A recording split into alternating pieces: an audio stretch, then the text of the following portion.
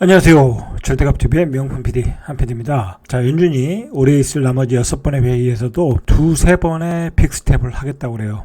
자, 금리 인상의 속도가 빨라지고 있어요.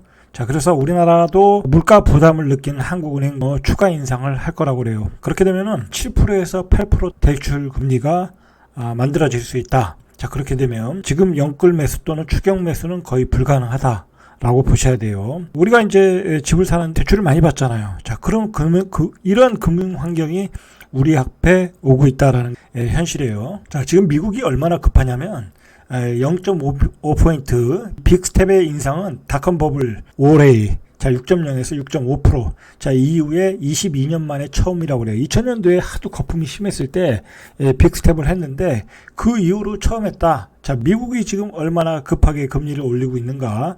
자, 거기에 발맞춰서 우리나라도 금리를 올려야 된다라는 상황이에요. 지금 금융 환경이 다 바뀌었다라는 거예요. 양적 완화에서 양적 긴축으로. 자, 그러니까 지금까지의 흐름이 다 바뀌는 거예요. 주식이든 뭐 채권이든 부동산이든 금리 환율의 영향을 안 받을 수가 없어요. 뭐 그걸 안 받는다고 주장하시는 분들이 있는데 그걸 안 받을 수가 없어요. 한국은행의 기준금리가 2개월 연속 인상할 가능성이 있고, 자, 앞으로 2개월 연속 인상을 했을 경우에 시중은행의 대출금리가 7%에서 8% 가까이 상승이 된다. 자, 7%에서 8%가 되는데 예를 들어서 지금 3.5% 받고 있던 게 7%에서 8%를 받으면 과연 얼마나 사람들이 대출을 받을 수 있을 것인가 한번 냉정하게 한번 생각을 해봐야 될 타임이라는. 자, 이에 따라 금리가 올라가는 상황에서 국고채 금리도 이미 3년물 금리가 3.2포인트 3년물. 자, 장기물 지표인 10년물 금리가 3.5 정도. 이미 3%대를 넘었다라는 거예요. 당연히 이제 은행 신용금리는 7, 8%가 된다는 얘기예요. 자, 지금 대출금리도 폭등하고 있어요. 한은이 발표한 2022년 3월 중 금융기관 가중 평균 금리에 따르면은 3월 가계 대출 중 변동금리의 비중이 80.5%라고 그래요. 지난 1월에 76.3%, 4.5포인트가 더 올라갔다고 그래요. 자, 변동금리가 80%다. 이거 심각한 상황이에요. 가계 대출 금리는 보통 지금 연 3.98, 한 4%를 받고 있어요. 지금. 그러니까, 자, 이게 10개월 연속 상승 중이고, 그리고 일반 신용대출 금리는 5.46, 거의 5.5포인트를 받고 있어요. 2014년 7월 이후에 최고치를 기록하고 있다. 자, 한국은행에 따르면은 국내 가계부채 규모가 1862조 원. 자, 기준금리가 1% 오르면 가계 이자 부담은 13조 원이 증가한다. 자영업자 이자 부담은 6조 4천억이 증가한다는 거. 이거 다 이자를 내야 된다는 거. 이만큼 1% 올랐을 때 이렇다는 거예요. 그러면 3, 4% 오르면은 더 많이 내겠죠.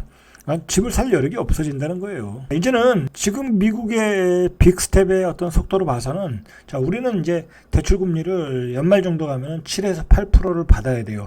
자, 이 4월 소비자 물가가 13년 만에 가장 높은 4.8포인트를 기록했어요. 자, 이렇게 소비자 물가가 오르면 금리를 올려야 돼요. 자, 현재 미 기준 금리 상단과 금리 차가 0.25포인트에 불과해요. 그러니까 우리는 더 빨리 올려야 돼요. 지금 미국도 빅스텝으로 가고 있기 때문에. 자, 그러니까 연말에는 7, 8% 되고 이제 완전히 구매력을 상실할 수밖에 없어요. 자, 이게 집값이 지금 거의 고점에 왔잖아요. 2배, 3배 오른 상태에서 금리가 2배로 올랐다. 그러면 이제 가격이 4배가 되는 거예요. 4배가 뛴 거예요. 4배가. 집 살 여력이 없고 살 수가 없는 상황이에요. 자, 이게 인플레이션 때문에 이제 기업들이 굉장히 고통 속에 있어요. 자, 그 인플레이션이 오는 게 바로 이 공급망의 위기거든요. 뭐 중국의 봉쇄, 그 다음에 코로나 위기로 어떤 그 봉쇄, 그 다음에 우크라이나 전쟁으로 인한 어떤 공급망이 깨진 거. 자, 이러한 위기 때문에 지금 한반도 밖의 상황이 심상치 않다. 그래가지고 기업들이 잇따라 사장단 회의를 하고 있어요. 자, 왜 그러냐면 지금 주식도 떨어지고 있죠. 채권도 떨어지고 있죠. 원화 가치도 떨어지고 있죠. 모두가 하락하는 트리플 약세라는 거야. 자, 그러니까 기업들은 기업 임원들 임금도 지금 삭감하기 시작했어요. IMF 분위기 같은 게 온 거예요, 지금. 자, 이래도 경제와 상관없다. 금리와 상관없다. 그렇게 주장하시는 전문가들이 있거든요. 부동산 전문가들. 뭐 가격이 계속 올랐는데 또 올라야 된다는 거야. 이런 거고 상관없이 오른다 이거야. 응? 아직도 공급량이 모자르니까 자, 그런 소리를 하고 있더라는 거예요. 자, 여러분, 예를 들어서 이제 부동산 전문가들이 계속해서 상승론을 하잖아요. 자, 그 배경은 이거예요. 그 사람들은, 부동산으로 먹고 살던 사람들이고, 부동산 강사들이잖아요. 그러면 계속해서 추천했을 거 아니에요. 뭐 사라, 이거 사라. 많은 자기 제자들한테 그렇게 얘기를 했을 거 아니에요.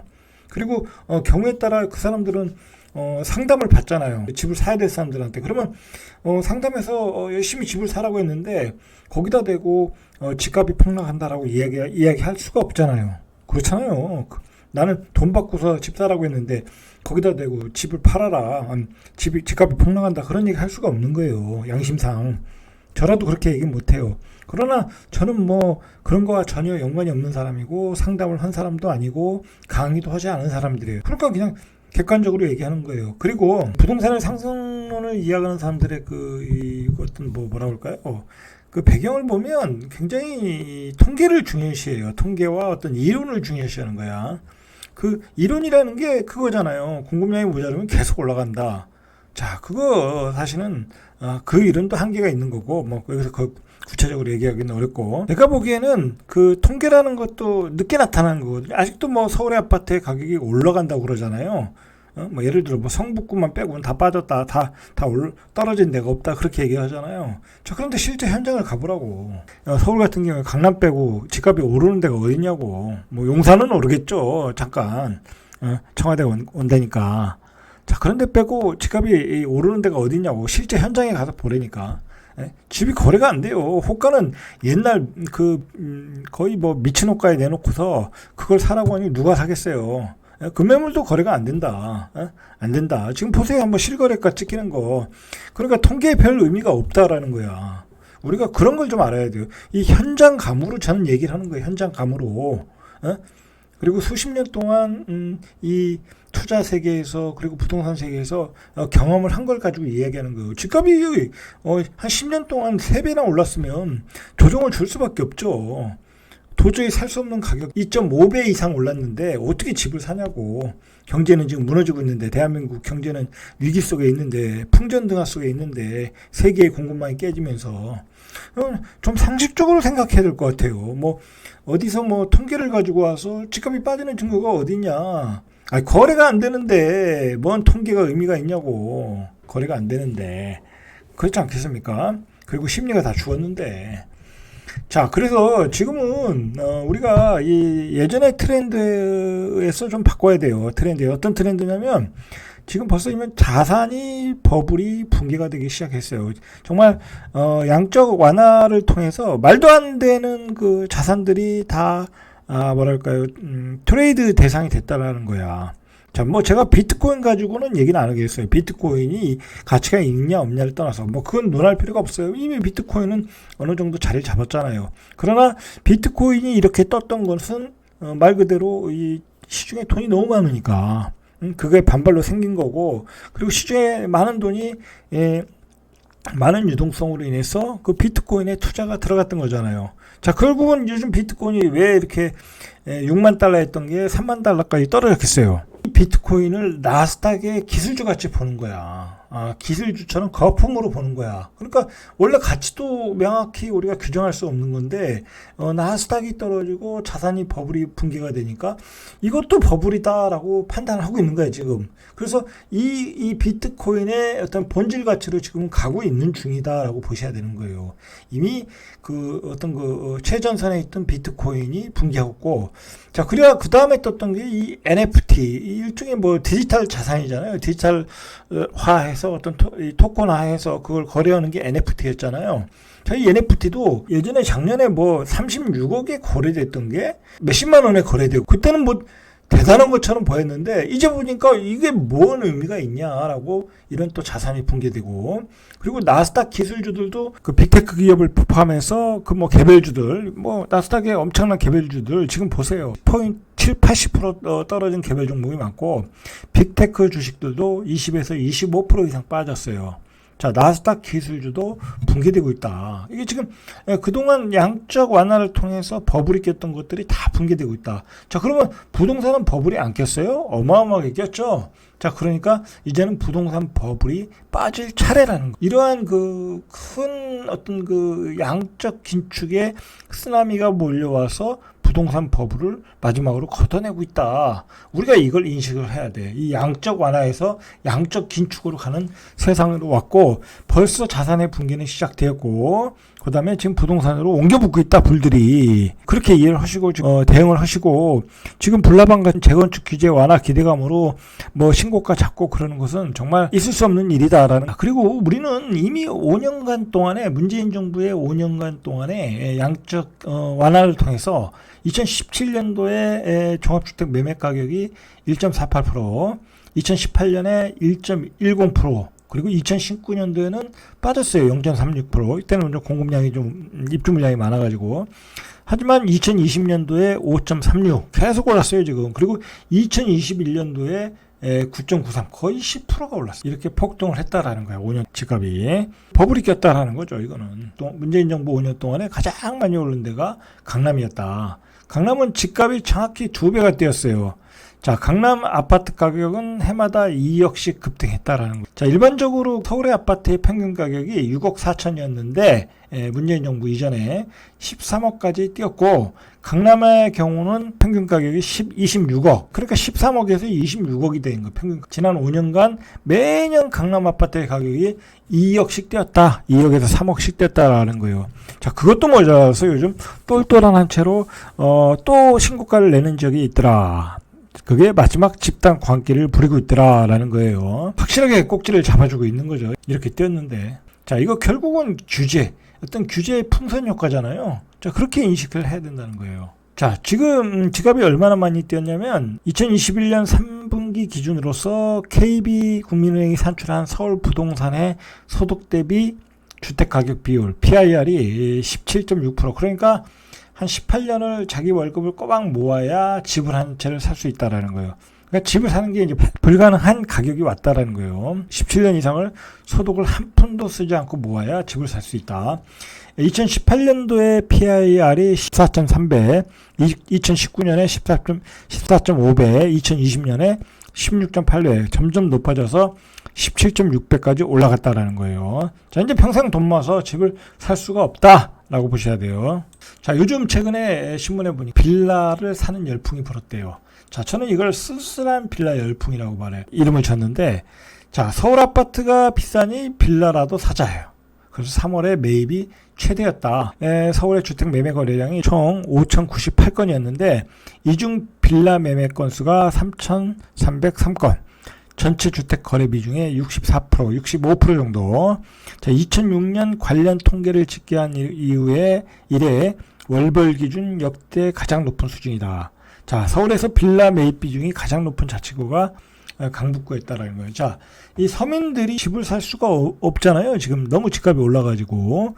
자, 그래서 서민들의 마지막 선택지가 빌라예요. 빌라는 입지는 좋거든요. 뭐 역세권에, 서울의 도심에 있고 서울의 역세권에 있고 아파트보다는 가격이 싸니까 할 수 없이 빌라를 선택하고 있다라는 거야. 주거의 하향화가 이루어지고 있는 거예요. 그리고 이런 빌라 열풍은 꼭 집값의 어떤 꼭지 아파트 가격의 꼭지를 쳤을 때 마지막에 나타나는 현상이에요. 이건 2006년에도 그랬어요. 올해 4월 서울 아파트 평균 매매 가격이 12억 7,722만 원인데 빌라의 평균 가격도 3억 4,697만 원이에요. 그러니까 두 상품의 차이가 9억 3천만 원 정도. 그러니까 12억이 안 되는 사람들은, 12억 이상 없는 사람들은 아파트를 살 수 없으니까 결국은 이제 3억 한 5천 정도 가지고 아파트를 사고 있다라는 거예요. 아파트는 이제 근접할 수 없는 가격을 가졌다라는 거예요. 자, 그만큼 사실 빌라 가격도 굉장히 비싼 거예요. 이것도 많이 오른 거예요. 예전에는 한 2억 5천 비싸야 그 정도였는데 이미 아파트 가격, 예전에 아파트 가격이 되었죠, 빌라가. 자, 이렇게 서민들은 주거의 어떤 질을 하향화해서 그 눈높이를 낮추고 있다라고 보시면 될 것 같아요.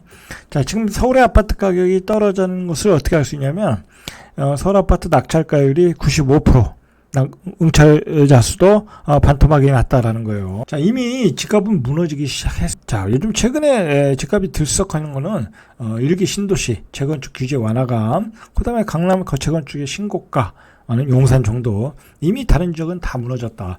자, 제일 먼저 무너진 데가 GTX 핵심 라인들이에요. 핵심 라인들. 자, 그다음에 서울의 강북이 무너졌고, 이미 서울의 강북도 집값이 뭐 금매 정도만 팔리고 거래가 안 돼요. 자, 그리고 이기 신도시의 경기도 핵심 지역들, 송도, 동탄, 광교, 광명, 유래, 이런 지역도 집값이 이제 2, 3억씩 다 빠지고 있어요. 그것도 거래가 잘 안 돼요. 고점 대비 2, 3억 빠진 거니까. 자, 그 다음에 경기도 외곽 지역들, 역세권, 비역세권 다 빠지고 있다. 자, 지금 마지막 빠질 곳은 뭐 지방은 이미 뭐 빠지기 시작했고, 뭐 지금 지방에 오르는 데는 그 입주 공급 물량이 모자란 그 소도시들이잖아요. 그 이제 투기하시는 분들 들어가가지고 이제 뭐 거래하는 거니까 거기는 잠깐 이제 수치가 올라가는 거고, 뭐 그것도 별 의미가 없고, 지방도 다 무너지기 시작했다. 뭐 세종, 대구, 뭐 울산 뭐 다 무너지기 시작했어요. 대전. 자, 이제 남은 것은 일기 신도시와 강남이에요. 그러니까 마지막으로 무너지는 데가 일기 신도시 강남이다. 그러면 마지막으로 무너지는 곳은 낙폭이 크겠죠. 근데 이분들이 지금 막 고점에 들어가고 있는 거야. 자, 여기 들어가신 분들은 조심하셔야 돼요. 조심하셔야 돼. 자, 이렇게 다 무너지고 있다. 대표적으로 대구의 강남 수성구도 지금 폭락하고 있다고 그래요. 수성구 범어동의 범어 SK뷰, 이거 좋은 아파트거든요. 비교적 오래되지도 않은 아파트예요. 전용 84가 지난 4월에 11억 5천에 실거래되었다. 근데 이게 지난해 말 거래된 게 최고가가 14억 5천. 그러니까 3억이 빠졌네요. 그리고 수성구 범어 센트럴 프로지오 84가 지난해 13억 6천 정도, 올해 3월에 10억 8천. 많이 빠졌죠. 뭐 거의 2억 8천 정도 빠졌네요. 자, 이렇게 대구의 핵심 지역도 빠지고 있다. 전체적으로 다 빠지고 있어요, 지금. 뭐 2, 3억씩은 기본적으로 빠지고 있다. 이건 근데 별 의미가 없는 게 지난해 최고가 대비 2, 3억이잖아요. 평균 가격에 2, 3억이 아니다. 그러니까 앞으로 더 빠질 가능성이 더 커요. 대선 후 2달. 자, 부동산 키워드가 기대감이래요. 기대감. 자, 그 기대감 때문에 이쪽에서는 그 자산 버블이 무너지는 어떤 폭풍급 쓰나미가 몰려오는데, 기대감으로 불나방처럼 일기 신도시 들어가서 신고가, 똘똘한 한 채 잡겠다고 강남 들어가서 신고가, 그렇게 잡으신 분들은 오래 고생할 가능성이 많아요. 자, 폭락은 이제 시작했고 전반적으로 전국적으로 이 강남과 일기 신도시를 빼고는 다 오고 있어요. 얼마나 올지도 모르고 이제 폭락은 시작에 불과하다 라는 거예요. 조심하셔야 됩니다. 이상 절대값 튜브의 명품 PD 한 PD였습니다.